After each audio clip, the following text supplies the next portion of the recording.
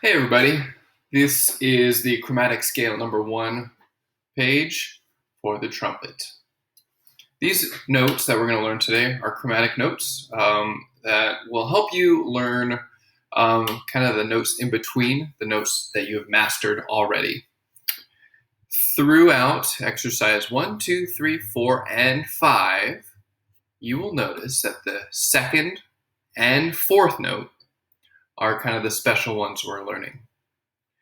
They are going to be the same exact fingerings, but they'll look different and be called a different name. That is known as an enharmonic note.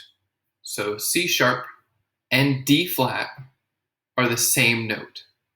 They're an enharmonic. How do we play them? Well, the fingering that we push down is written below each of them. Let's start with number 1. We start on C, open. Then we see C sharp. That means we push down 1, 2, and 3. We then go up 1 note to D, 1 and 3. Back down to D flat, 1, 2, and 3. And then back to home base, C, open. So that's step 1, trying to get the correct sound. This is what it should sound like. So we have C.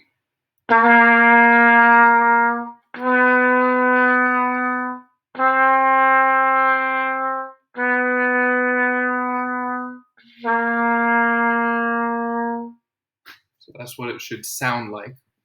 Now there's something also important, and there's a little star and asterisk here saying, push out your third valve slide on any 1, 2, 3, or 1 and 3 fingerings to correct the tuning.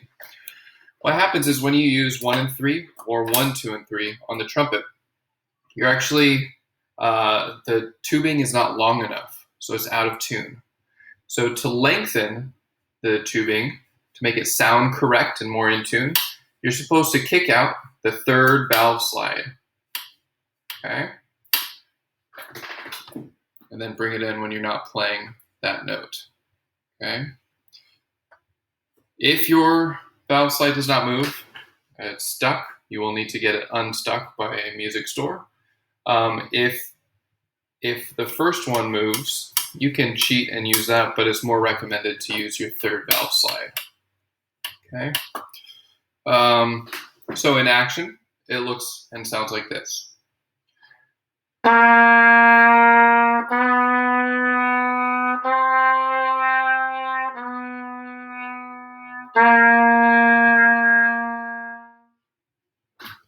Okay, so that's something to work on coordination-wise.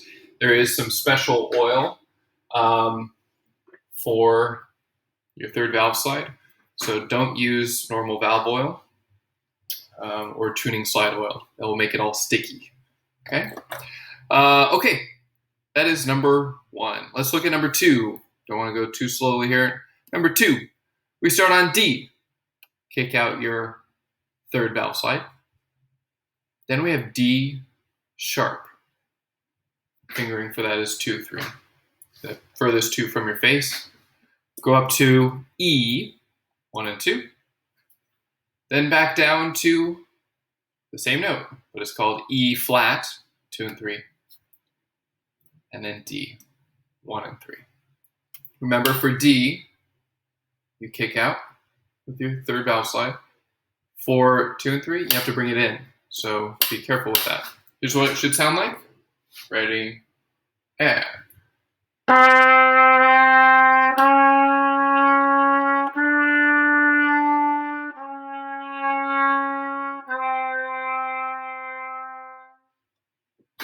That is number 2. Number 3. Starting on F, first valve. We got F, F sharp, second valve, G, open. Then G flat is a new one. It's the same as F sharp, second valve. And then F, first valve. Sounds like this. Ready? And.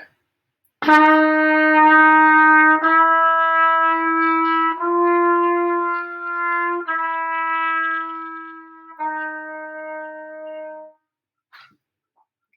not holding the whole note full volume, just for timing. Number 4, starting on G, open. We then go to G sharp, 2 and 3. The third valve slide stays in, of course. We then go up to A, 1 and 2. Then the same note as before, but a different name. A flat is 2 and 3. And then back down to G. Sounds like this. Ready? Yeah.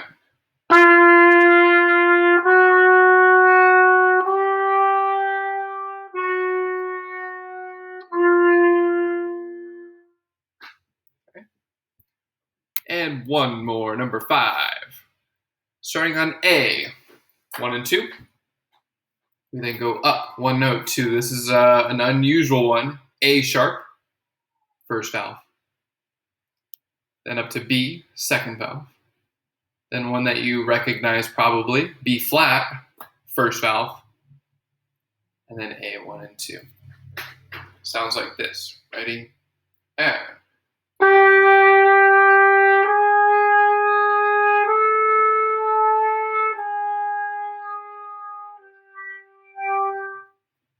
Okay, those are your new chromatic fingerings. The hopefully big takeaways are we have 2 notes here. They look different, they're called something different, but they sound the same. They are enharmonic notes. Okay. When you use 1, 2, and 3 or 1 and 3 valve combination, kick out your third valve slide if it moves. Okay. And try to memorize these fingerings, these notes, these note names, and understand that these enharmonic notes are the same. I hope this helps, and have fun learning how to play the chromatic notes and the chromatic scale on your instrument.